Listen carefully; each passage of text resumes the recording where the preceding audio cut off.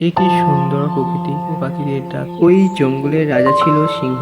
সেই দিন রাজা ঘোষণা করলো যে নদীর ধারে একটি পিকনিক হবে। তাই শুনে বনের প্রাণীরা খুব খুশি হয় এবং পিকনিকের জন্য প্রস্তুতি নেয়।